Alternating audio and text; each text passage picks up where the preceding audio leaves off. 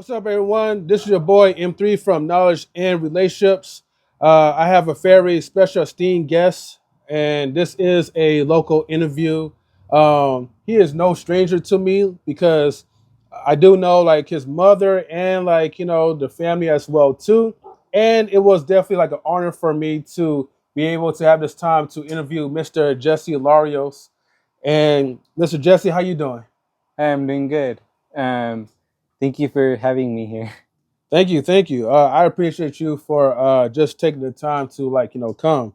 Um, I know this is like something that your mom was definitely like excited for, and when she asked me about like let me see if you could invite like Jesse to the podcast.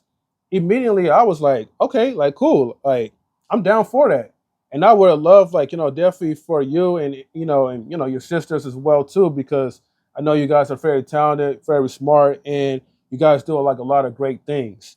And one of the things I wanted to like, talk about because I know you have your own real estate company, but then also too, you done something like even prior to that. And so my question is before we even begin on that, if you don't mind like just telling us like, just like your educational background or just telling like the audience like who you are, like who is Jesse, if you don't mind. Okay, yeah. First, my full name is my mom calls me Jesse. But my name is Jesus. So I studied. I grew up here in the city of Antioch in the East County of the Bay Area. And then by the age of 17, moved out, went to the university, studied civil engineering. While I was pursuing my engineering degree, is when I decided that since a little kid, I always wanted to have my own business, and real estate was one of the options that I had in mind since I was a little kid that I wanted to pursue. I wanted to pursue like everything, right? But you could only do one thing at a time. So as I was studying civil engineering, Mhm. which was always like the reason for studying civil engineering was for financial security. It's a good stable job to have. It was Mhm. like either be a doctor, be an engineer, be a lawyer, or one of those, right? So out of all those, I knew I was really good at math. So I was like, well, and I didn't like blood, so I was like, okay, well, doctors out the picture, and all those other ones, in writing, I was good at writing, but I was just good at math. So I pursued just that, and but before that, the reasons for completing my bachelor's degree is for being the first in my family. My family, they're immigrants from Mexico. Yeah. So I'm a first generation college student and stuff like that. So that was one of the ambitions before pursuing that. So um, I ended up, doing civil engineering, and while I was doing that, I got pre-approved to buy a house. Like right when I graduated, like the week later, I got my pre-approval letter. But then I was like, wait, I'm going to wait until I get my real estate license so that I could, when I do real estate, I could be about what I say. So if I'm going to tell you, hey, you should buy a house, I did it myself, so I could, be Yeah. about it.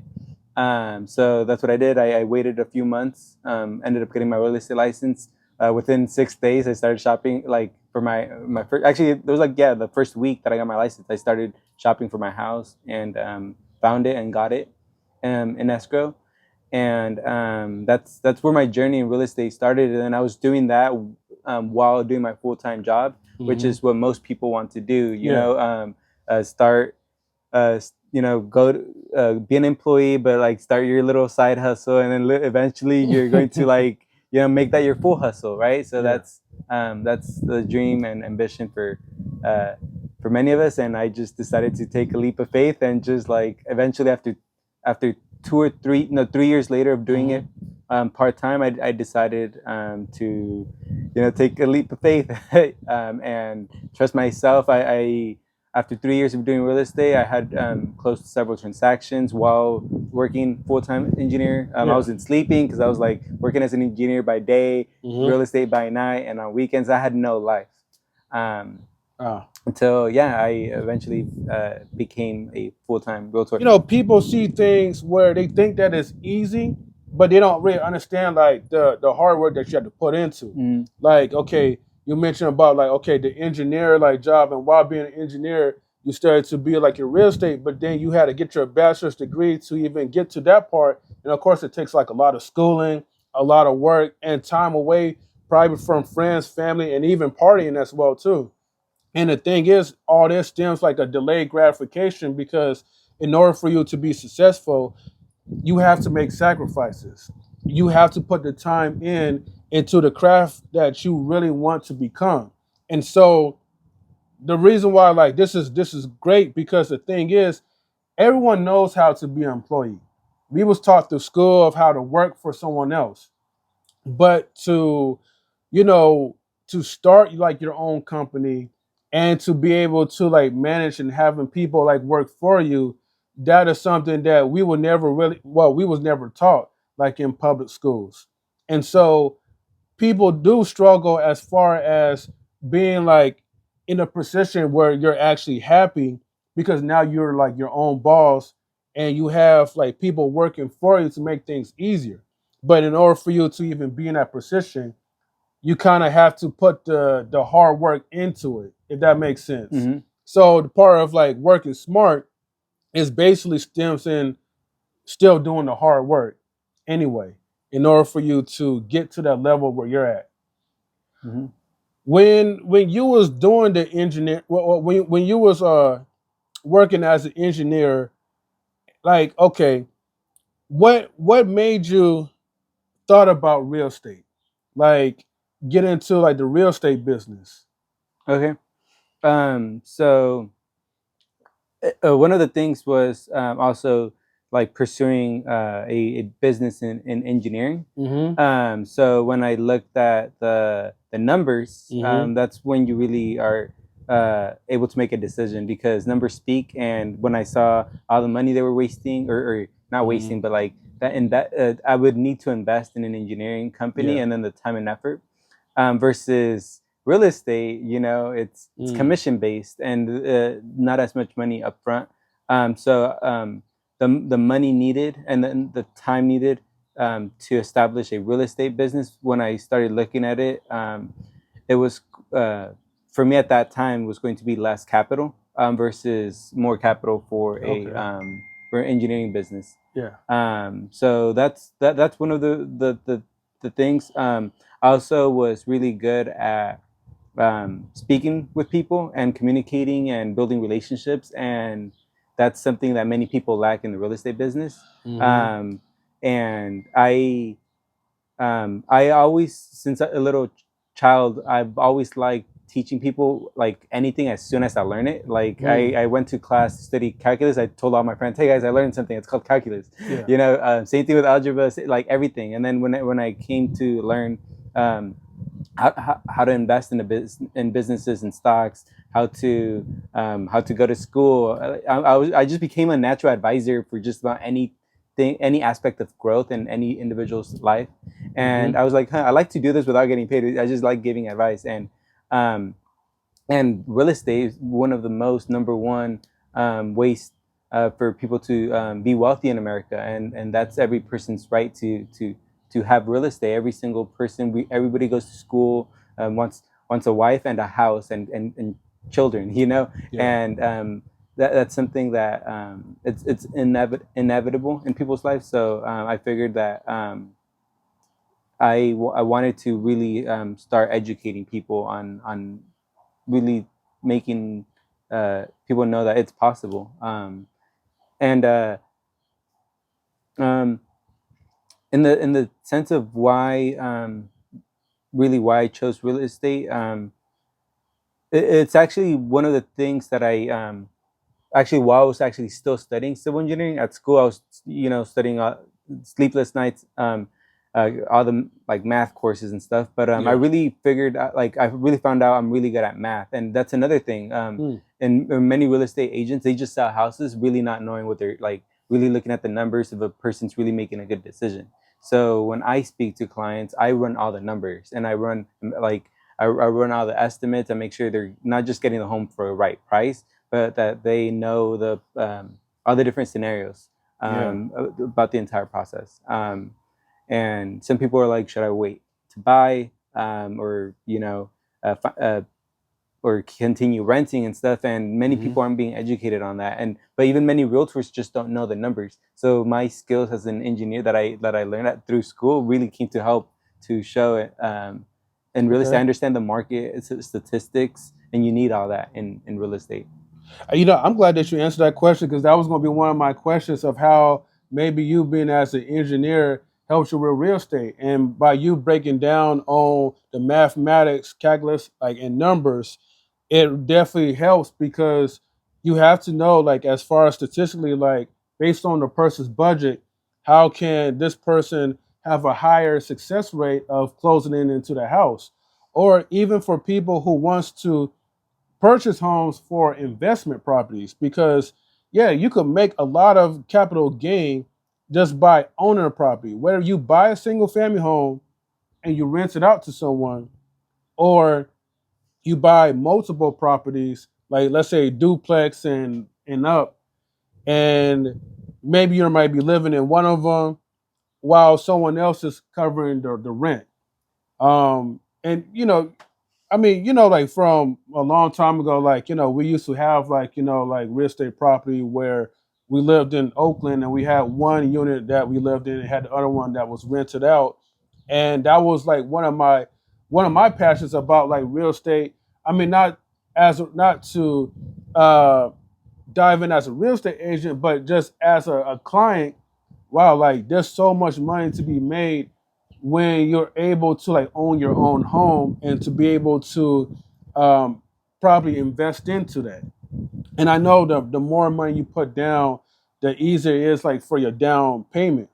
And and as far as with the interest, I know, speaking with the interest part, I know right now, like because of inflation problems, and we're having like high interest rates, like for new clients that's trying to get into these homes. I think the interest rate is like around like in the sevens, I believe. Yeah. How do you how are you able to still like well, let me ask you this. Has it been harder for you to still um help your clients to close out on a deal during the inflation period that we're having right now? Um, so it's not necessarily becoming harder. Mm-hmm. It's there's less interest. So the federal government, what they do and what they've done over the years is they use the Federal Reserve. They make the interest rates go up and down either to stimulate the economy and get people to start buying, like what you saw they did around COVID. They didn't want the economy to crash, so they Mm-hmm. dropped rates, and the entire population Oh man. was had an incentive to go buy houses, an incentive to go buy cars, or just about anything, right? So now, what you saw over the years is inflation. Mm-hmm. Everybody bought houses; they all went up. There's lots of supply and demand. When you have lots of demand, everything goes up. Um, then they realized we were in inflation, so everything went up too high in price. So Yeah. they did the complete opposite of what they did in COVID. Now they're like, okay, let's increase interest rates. Let's stop people from buying homes. Let's stop them from buying cars. So everything that's going on in the economy, it's being done to control to keep the population from buying too many houses. You know, Yeah. so that's one of the things. So what I go ahead and tell clients. So many people are they see the numbers, they see it's too high, and they just kind of like are showing less interest, where they don't even want to really talk about it. So it's what we're seeing in the real estate industry is we're seeing less people interested in Yeah. wanting to have that conversation. But when I do have conversations with people and actually educate them about the numbers, Mm-hmm. they're actually still like motivated to actually pursue with the purchase, because um, there's two things though. One is affordability. Mm-hmm. So even if they do want to, regardless of what the rate is, some people like they used to be able to afford a 500K home because the you qualify based on the purchase price. The typical person needs to make about double the monthly payment of whatever the house payment will be. Well, if the interest rate with the interest rate, it used to be 3,000. Maybe that same house, same price, is now 4,000 a month. Yeah. Nothing else changed, just the monthly payment. So that person only qualified, let's say, for a $3,000 house. They no longer qualify for that house anymore. So there's people that just got wiped out of the out of even being able out of the market. Like they can't even buy a house. And maybe the next lower option available is like a 1-bedroom house that like they have a family of 3 or 4, and it's not going to work for them. So that's definitely becoming harder for affordability. And but once I do educate people, I don't know if you're probably going to ask these questions after, so I could actually Sure. You want me to go forward? Or? Yeah, go for it. Okay. So once I educate people, I show them the numbers. It's still actually the numbers still work out where it's still you actually still save buying a home comparing to renting, as long as you stay in the property for at least 2 to 3 years in most cases. Okay.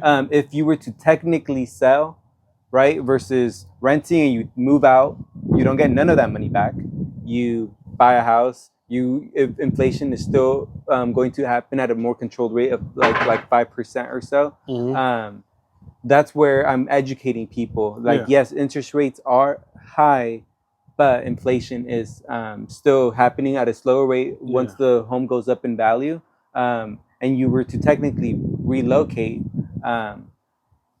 the numbers add up where you walk away with more money or spending less money than what you would have had spent if you were renting. So that's one way one conversation I'm having with people that are on the fence about buying with today's interest rates. The other thing I do is educate them on historical interest rates. Okay. So historical rates between 1970 to the year 2000. Really, I show people that from 1970 to 1980, actually, we saw the same thing, inflation, all-time high inflation in the U.S. economy. Yeah. And you actually see interest rates go up to 18%. So when I tell these people these things, like, we actually have, from 1970 to 1980, it went from 8 to like 15%, and then from 15 to 18%, like for like a year or so. And then from there, it steadily dropped to about the year 2000. Finally is when we saw rates at 8%. So for like 30 years, rates were above 8%. So I tell them, actually, these rates are actually normal in the United States. We're not used to them because recently we've seen those super low numbers around COVID. Right. So, and we've seen this over history time and time again. But from year 2000 onward, you see the interest rates, they finally dropped to like about 6 and then about 4%, about like around the years between 2005 and 2008. And then they kind of went up again, with the housing crisis. But after the housing crisis, the government again was just like, let's drop rates to 4%. So that's when we saw 4% again. And we never saw 3 or 2% really until COVID, which was a once in a lifetime thing that has happened. So once I kind of educate people on the cycle of interest rates, and that like we've really only seen interest rates in the 4s, like on average in these past 10 years. Before that, for many, many years, like 40 years, it was 8% and higher. And then then the final thing I tell people is the refinance part. Refinance. Buy now, refinance later. I crunch the numbers. That home that's $500,000 today.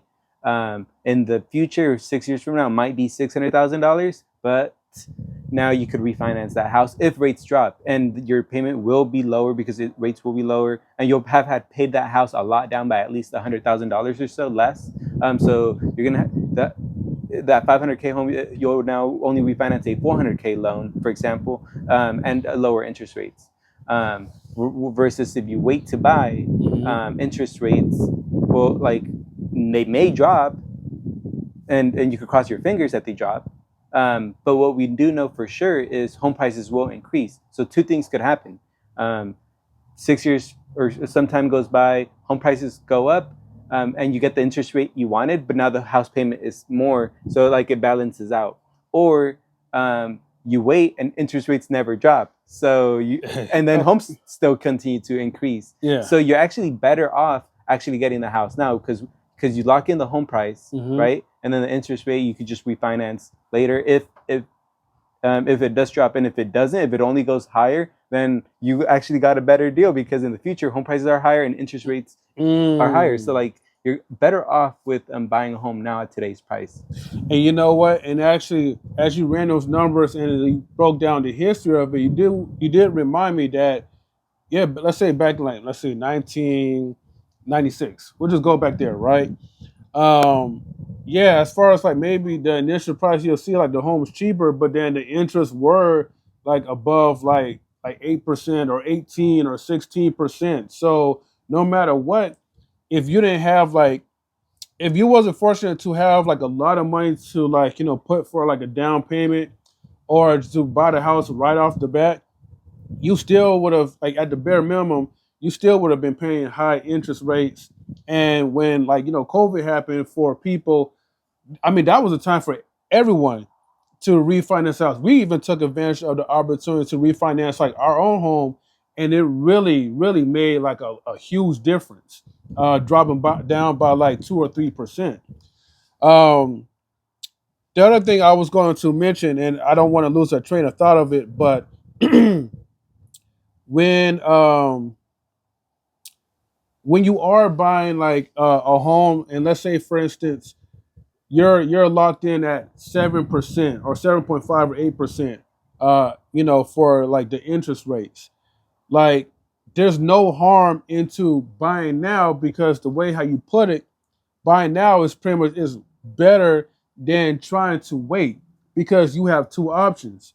You could wait until it lowers and then refinance, or the interest rate may continue to go up higher. Mm-hmm. Worst case scenario, you buy, like, after buying a home, the interest rate is going up by, let's say, like 10%.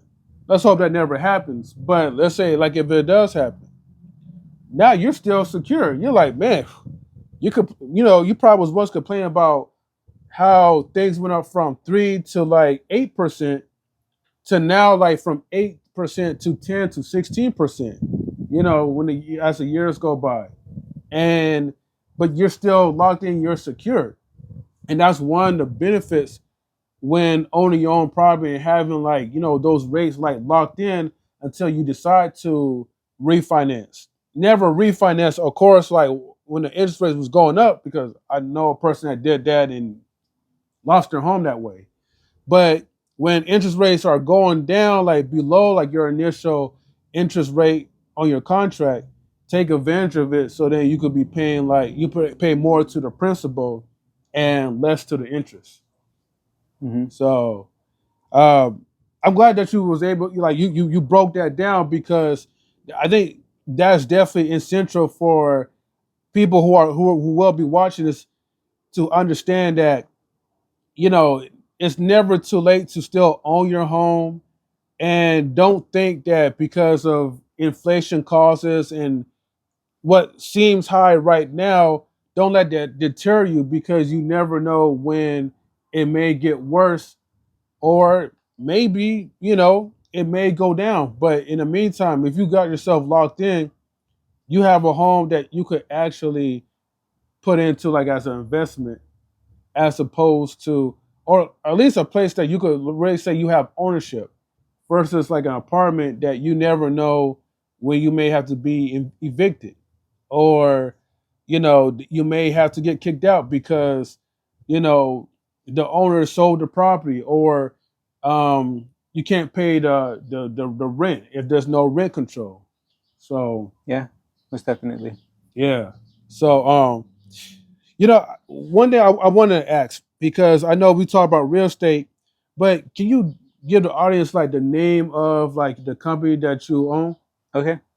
So what I have a team. I'm the owner of the team, Novus Real Estate, or the Novus team. Right now it's a team of about 8, with me 9 agents. Okay. Um, uh, 3 in the Sacramento area, maybe 4 now, and the rest, like 5 here in the Bay Area. Actually, yeah, 3 in Sacramento, 5 here with me in the Bay Area, and I actually have one guy in the SoCal area. So my team, I'm using a brokerage, EXP Realty. So it's Okay. brokered by EXP Realty. That company allows me to be in multiple areas Okay. without me having to register and get a business license in each city, in each state. Oh. It's one brokerage throughout the entire world actually, versus a franchise model, which is in every single city. You'll see like a Keller Williams or a Coldwell Banker Yeah. in one city and then another, but then they're two different companies, right? Okay. Technically, the owner of Keller Williams will still get their cut, right? But it's two different franchise owners for the two Keller Williams. However, with EXP Realty, there's a new model where everybody gets to basically be like a broker owner, and we do uh, revenue share of all the money that's being made in the company. So you get the flexibility of having your own brokerage without having to pay the franchise fees, licenses, insurance, from being city to city. Now you could basically compete individually with Zillow, Redfin, without having, like, they're everywhere, and every single person that wanted to be everywhere had to get a license in every single state. So that's like out the picture. Now there's like a this is like a vehicle I got on to be Yeah. able to compete Hmm. against those bigger companies. Really, so that's why what I've been focusing is building this team, really getting it down at a smaller scale, and then hopefully one day, sooner than later, be able to scale, because of the company EXP Realty allows me to pretty much copy and paste in every single city. Oh wow. Okay. I that's something like totally new. I didn't know that. Okay. Um. All right. Let's get down to like business aspects, if you don't mind, right? So okay. So obviously, like you have to get your license, real estate license, in order for you to become a realtor. Now, the team that you have, right? Um. Okay. Let's say, for instance, I don't know much about like being a realtor, but now I'm interested in becoming one. You know, I'm not saying I am like personally, but like just an example. Does it require like some type of degree first before going to school, get your license, or um, how long like would it take? Yeah, yeah, that's a very good question. So, if anyone's interested in getting their real estate license, there's several ways they could get it, and Okay. depending on the state that they're in, and Mm-hmm. but nowadays, it's a simple online course, or you could do it at a university or a college, of course. Mm-hmm. People do study that as a career also, but as long as you take the proper courses to get licensed, it's Mm-hmm. in the state of California. It's at least, if Mm. I remember, it's been a while since I took it, right? But I think Yeah. it's at least three courses you have to take. So it's like the real estate laws and principles, Okay.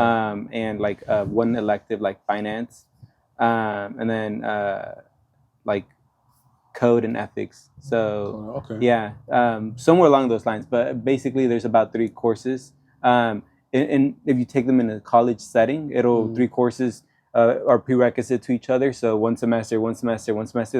That'll be at least a year and a half. You do it Okay. online, you could probably finish each course in about a month, and then technically by 3 months be done with all of them. So it depends on which avenue somebody wants to take to get their license, online or at a college. Mm. Okay. Okay. That's good to know. So within 3 months of taking it from online, if you really hustle and grind hard enough, to a year when you're actually in person at school. Okay. And okay, so then when you're searching for like a team, what is your qualification expectations for the team, for I guess that individual, before you decide to hire them, or before they join your team? What is like your expectations, like, or qualifications that person has to do in order for that person to be able to work under you or for you, I would say. Yeah. So as of right now, I actually haven't uh, been to too strict on that on those requirements to join. Okay. Right? So the I have a separate team structure than the typical team structure out there. So but for somebody to be in my team, they have to get along with the team. They have to have the hustle, the motivation, and be willing to learn, and be consistent, and really take action and initiative on all the the proper things that we should be doing. So those are the things I look for, and somebody that's coachable and also can be independent.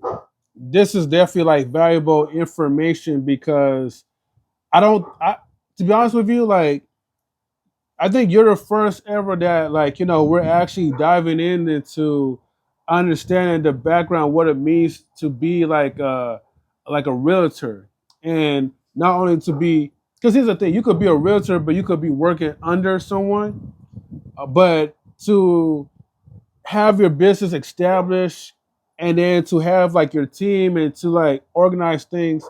Well, let me ask you this: as amazing as it is, do you do like the training? Like, are you pretty much like the trainer for everyone in your team? Yeah.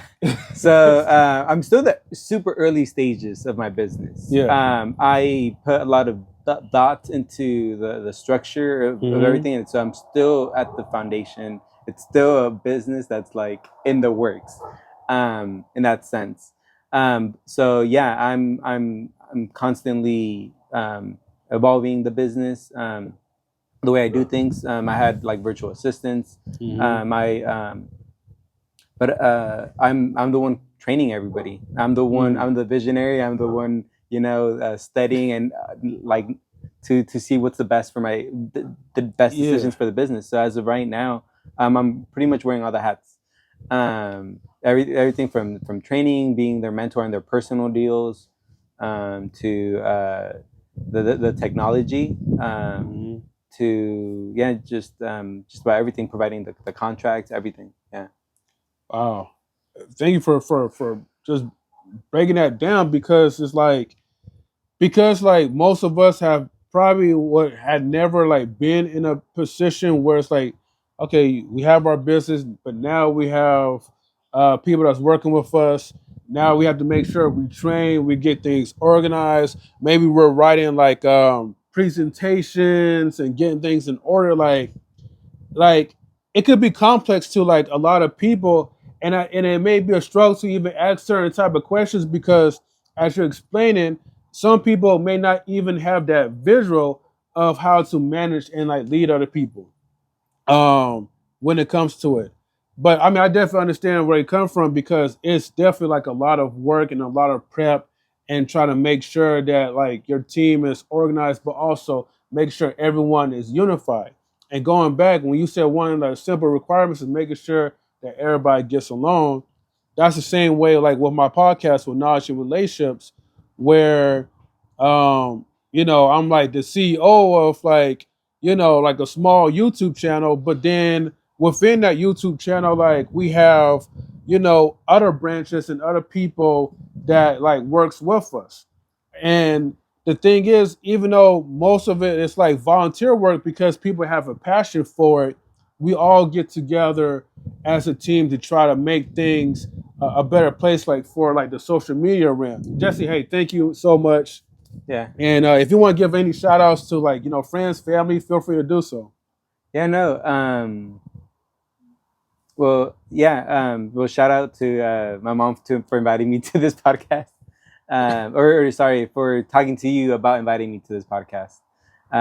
So yeah, I'm really glad that she made that connection, and I'm able to network with you and talk about this, and hopefully we could talk, some more. I could talk all day. I have lots of things to talk about, and that's why I'm in the business, because I like to talk. Yeah, definitely. So yeah, thank you guys for having me on here. So again, guys, the The name of my business, it's Novus Real Estate, brokered by eXp Realty. You guys want to contact us, it's 925-369-5797. Email us at team@novusagents.com, NOVUSAGENTS.com, team@novusagents.com.